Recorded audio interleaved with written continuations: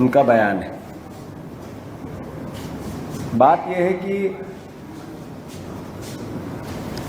देश के प्रधानमंत्री जी से मेरा आग्रह है मीडिया के माध्यम से कि मैं मध्य प्रदेश की सिर्फ 1 साल की वस्तुस्थिति उनको बताना चाहता हूँ।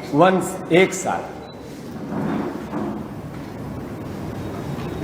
इंदौर में एक बरामदगी हुई जनवरी 2024 को। 5 किलो से ज़्यादा यही नशा जो ड्रग्स से आसपास रहता है पकड़ा गया। भोपाल के तस्करों को गिरफ्तार किया, फिर उनके पास से यही मार्च 2024 में यही नशे का कारोबार पकड़ा गया। फिर रतलाम में अप्रैल 2024 को यही जखीरा पकड़ा गया। फिर जुलाई 2024 को ग्वालियर में फिर ये इसी तरह का जखीरा पकड़ा गया। फिर रतलाम में फिर अभी कुछ दिन पहले इस तरह का पकड़ा गया, अभी 1 महीने पहले की घटना है। और आज आप सबने देश के सामने जो भोपाल की वस्तुस्थिति रखी कि लगभग 1900 करोड़ रुपए का ड्रग्स का कारोबार पकड़ा गया। सवाल यह है कि कारोबार पकड़ा गया, पर उससे बड़ी बात यह हुई कि ये मध्य प्रदेश पुलिस ने नहीं पकड़ा, ये गुजरात पुलिस ने पकड़ा। और साथ साथ जो इससे संबंधित एनसीबी केंद्र की नारकोटिक विभाग के अगेंस्ट काम करने वाली जो संस्था है उसने पकड़ा। गुजरात के गृह मंत्री जी का ट्वीट आया और उन्होंने कहा हमने ये सफलता पाई हर्ष संघवी जी ने। फिर 4 घंटे बाद कहा मध्य प्रदेश वालों का भी इसमें योगदान है। हमारी सरकार और पुलिस को पता ही नहीं था। 1 महीने से अखबार की खबर 1 महीने की है, पर हमारी जानकारी 2 महीने की कि पिछले 2 महीने से ये एजेंसियां यहां पर काम कर रही थी, अलग अलग तरीके से कर रही थी, पर मध्य प्रदेश पुलिस और यहां के कानून व्यवस्था से जुड़े हुए लोगों को इसमें सहभागी नहीं बनाया। क्यों? इसलिए कि उनकी मिली भगत थी, इसलिए कि वो साथ होते हैं तो ये पकड़े नहीं जाते। अब प्रधानमंत्री जी ने अभी आरोप लगाए और कहा कि फला फला व्यक्ति इस प्रकार से पकड़ा गया या नाम आया, कड़ी से कड़ी सजा मिले उसको, कोई हो। आखिर क्या हालात हो गए मध्य प्रदेश के और देश के। 80% घरों में किसी न किसी प्रकार का नशा बच्चा करता है। और नशे के तरीके क्या क्या हो गए। शराब, गांजा, भांग, चरस, ये मैड्रिक्स, अलग अलग प्रकार की दवाइयां, नाम ही नहीं पता, इतने नशे। और बच्चे कौन है ये बच्चे? ये कांग्रेस और बीजेपी के परिवार का आरोप प्रत्यारोप हो सकता है। ये बच्चे हमारे ही परिवार के हैं, मध्य प्रदेश के रहने वालों के ही परिवार के हैं। जिस माता पिता का बच्चा इस तरह के नशे में पड़ा है, उसकी खून के आंसू रोते हैं वो लोग। और इसके लिए दोषी कौन है? 25 साल से बीजेपी की सरकार है यहाँ। 25 साल छोटा मोटा अरसा नहीं होता है। देश के प्रधानमंत्री जी जब भाषण करते हैं तो ये नहीं बता पाते कि 25 साल से यह बीजेपी की सरकार है और 1 साल का मैंने आंकड़ा दिया है। अगर थोड़ी सी भी नैतिकता हो देश के प्रधानमंत्री की भाषा और उनके काम करने के तरीके में, तो ये गुजरात के सीएम का ट्वीट था और यही फिर 2-4 घंटे बाद का ट्वीट है। मध्य प्रदेश की सरकार या उसकी कोई एजेंसी का इस संदर्भ में कोई ट्वीट पिछले 1 महीने से ये है, पर आज तक नहीं पता चला। बात यह है कि मैं कोई राजनीतिक आरोप प्रत्यारोप में इस विषय पे नहीं जाना चाहता।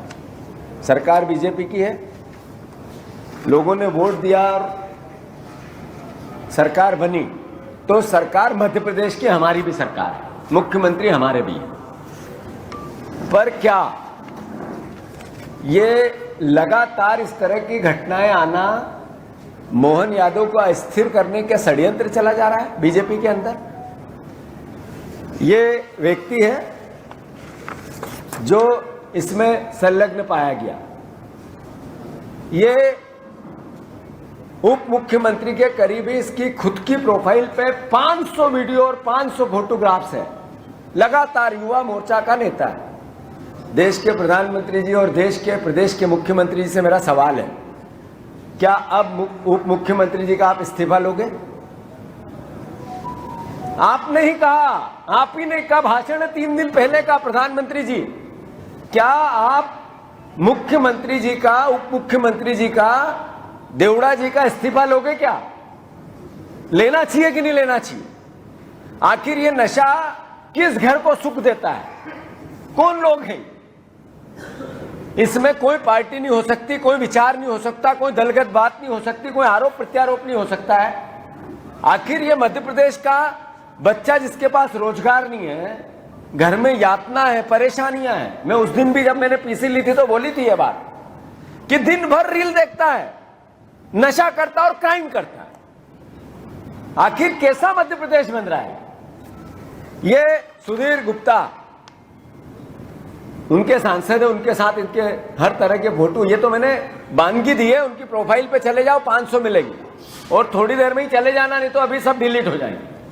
थोड़ी देर बाद उसकी प्रोफाइल पर से सारा काम डिलीट होने वाला है। तो आखिर कैसा प्रदेश बन रहा है हमारा? बलात्कार में हम नंबर 1, नशे के कारोबार में हम नंबर 1। नशे के कारोबार को सरकार और सरकार से जुड़े हुए लोगों का संरक्षण में मध्य प्रदेश नंबर 1। मैं बार बार कहता हूं, यह सरकार मोहन यादव की है ही नहीं, यह सरकार जनता की भी नहीं है, बीजेपी की भी नहीं, यह सरकार माफियाओं की है। मैं ये बार बार क्यों दोहराता हूं? हर क्षेत्र में माफिया है, नशे के कारोबार के माफिया ये आज उजागर हुए हैं। मैं सारे पत्रकार बंधुओं को, सारे संस्थानों को, सारे मीडिया जगत के ईमानदार काम करने वाले जर्नलिस्टों को बहुत साधुवाद देता हूं। बहुत प्रमुखता से आप लोगों ने जिस मुद्दे को उठाया, ये जर्नलिज्म का सबसे महत्वपूर्ण पड़ाव है कि प्रदेश का बेटा नशे में जा रहा है, भविष्य खराब हो रहा है, जिंदगी खराब हो रही है, जीवन खराब हो रहा है। उसके खिलाफ अभियान में आप सबने एक तरह से अपनी भूमिका निभाई। मैं आप सबको साधुवाद देता हूं, हमारा भी दायित्व है। पर इस विषय पे मैं कोई आरोप प्रत्यारोप में नहीं जाना चाहता। सरकार की नीयत दिखना चाहिए, मोहन यादव जी की नीयत दिखना चाहिए। इसके खिलाफ है सरकार, तो इसी वक्त देवड़ा जी का इस्तीफा लेना चाहिए। मैसेज जाए कि इस तरह के माफियाओं का कोई भी राजनीतिक व्यक्ति संरक्षण करेगा, माफ नहीं किया जाएगा। तो बीजेपी का चाल चरित्र और चेहरे की बात हुई, अन्यथा चाल और चरित्र और चेहरा कैसा है ये भी समझ में आएगा। मैं फिर से अनुरोध करना चाहता हूं, मैं इस विषय पे, चूंकि मोटिव है कि मध्य प्रदेश नशे से मुक्त होना चाहिए। हमने भी जब उज्जैन में एक सभा की थी तो वहां मोहन यादव जी से आग्रह किया था, हम सर्वसम्मति से प्रस्ताव पास करते हैं कि आप उज्जैन की नगरी को नशा मुक्त नगरी बनाओ और यहां से शराब के ठेके सब निरस्त कर दो। ऐसे ही उन्होंने अभी कहा कि हम नर्मदा के आसपास इतने किलोमीटर तक शराब की दुकानों से मुक्त कर देंगे। और नर्मदा के आसपास में मोहन यादव जी को, उनके आबकारी मंत्री अधिकारियों को आपके माध्यम से निमंत्रण दे रहा हूं कि वो मेरे साथ एक दिन चले। 100 किलोमीटर यात्रा में 100 जगह उनको बता दूंगा कि कहां कहां नर्मदा के आसपास नशा बिकता है। ऐसा कोई मोहल्ला नहीं बचा किसी शहर का, ऐसी कोई बस्ती नहीं बची, ऐसा कोई गांव नहीं बचा जहां पे नशे का किसी न किसी रूप में कारोबार नहीं होता है। मोहन भैया, देवड़ा जी का इस्तीफा लो और मध्य प्रदेश के भविष्य को सुरक्षित करो, नशा मुक्त करो। बिना आरोप से आपसे मेरा आग्रह है, अन्यथा जैसा आपके मामले में आपकी छवि बनती जा रही है कि हर तरह का माफिया हावी है सरकार पे, तो उसका ये परसेप्शन को हटाओ। प्रदेश बदनाम हो रहा है, कलंकित हो रहा है, हर क्षेत्र में हो रहा है, और उसका अगर कोई दोषी है तो आज की सरकार के मुखिया होने के नाते मोहन भैया है, मोहन यादव है। तो इनके हम इस्तीफे की मांग करते हैं और इस सरकार का असली चेहरा मध्य प्रदेश को दिखा। ये हम बार बार जो बात बोलते थे उसकी पुष्टि हुई। धन्यवाद। जीतू भाई, जी, एक सवाल मेरा ये, आपने कहा कि मोहन यादव को अस्थिर करने का षड्यंत्र है ये ड्रग कारोबारी। नहीं, एक विषय नहीं है, ऐसे रोज विषय आते हैं, लगातार आते हैं। तो उसका एक विषय, क्या कारण है कि एक मंत्री क्या इतना बड़ा करीबी आदमी इतने बड़े जखीरे में है?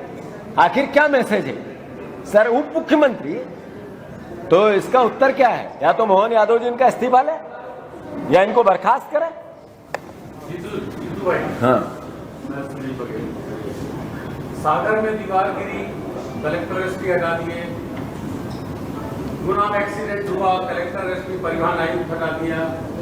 सिवनी में जहाँ सबसे ज्यादा गाय वो तस्करों के खिलाफ कार्रवाई हुई, वहाँ गाय काट के फेंक दिया, ट्रेप हो गए, कलेक्टर एसपी हटा दिए। उज्जैन में दीवार गिरी, थाना हटा दिया। यहाँ डीजीपी और इतने बड़े अधिकारियों के नाम के नीचे हुआ आपके। बिल्कुल। सरकार की नीयत क्या है? ये है कि लिपापोती करें, या ये है कि हम गंभीर है, इसमें पनिशमेंट किसी न किसी को मिलना चाहिए, अधिकारी को भी मिलना चाहिए, संबंधित कर्मचारी को भी मिलना चाहिए, संबंधित राजनीतिक व्यक्ति के जिसका दायित्व था उसको भी मिलना चाहिए। तो ये सरकार सिर्फ जनता को गुमराह करने की कोशिश करती है। ये पहली बार मैंने जैसा मीडिया को साधुवाद दिया, हम बोलते हैं विरोधी हैं, विपक्ष में हैं, हमारा दायित्व है इनका विरोध करना, पर जब मीडिया बोलती है निष्पक्ष है, वो देखती है कि इसी प्रदेश का भविष्य गड़बड़ हो रहा है, उसका नाश हो रहा है, तो मैं मानता हूं कि जो अधिकारी, पुलिस अधिकारी, उन पर भी कार्रवाई हो और साथ ही साथ संबंधित जो मंत्री के साथ इस तरह का उसका इस्तीफा हो, तब तो इस सरकार की नीयत दिखेगी कि हाँ ये नशे के खिलाफ है।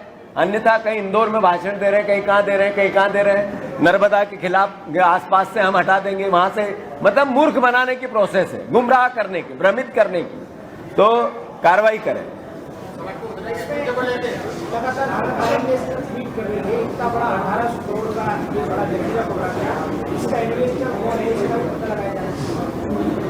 इन्वेस्टर में मैं मानता हूं कि केवल हवा में आरोप लगाने का स्वभाव नहीं होना चाहिए। अभी दिख रहा है कि एक मंत्री के करीबी का इसमें नाम आया है, तो इन्वेस्ट किसका होगा अंदाज लगा लो।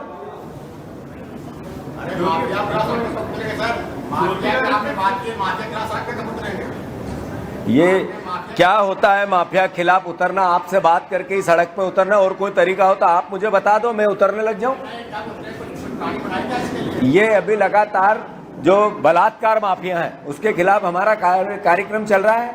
कल हमारे यूथ कांग्रेस के लोगों ने मशाल जुलूस निकाला, आज हमारी बहनें इसके खिलाफ चल रही है, थोड़े दिन बाद हम उपवास करेंगे। तो लगातार प्रोसेस से चल रहे हैं। और मैं कल एनएसयूआई का भी, आज ही एनएसयूआई का भी है, तो मैं अनुरोध करना, हम लगातार प्रयास है, आपके सहयोग की अपेक्षा है। जीतू भाई, ज्योतिरादित्य सिंधिया ने कहा था कि उनके लोकसभा क्षेत्र में माफिया राज की वो शिकायतें और मैं योगी स्टाइल से उसको खत्म करता हूँ।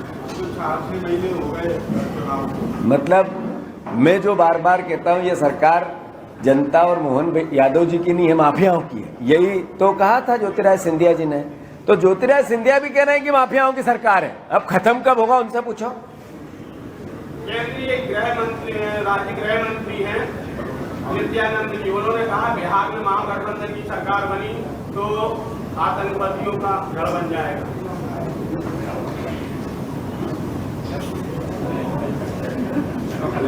चुनाव के वक्त में उन्होंने विवादित बयान दिया है।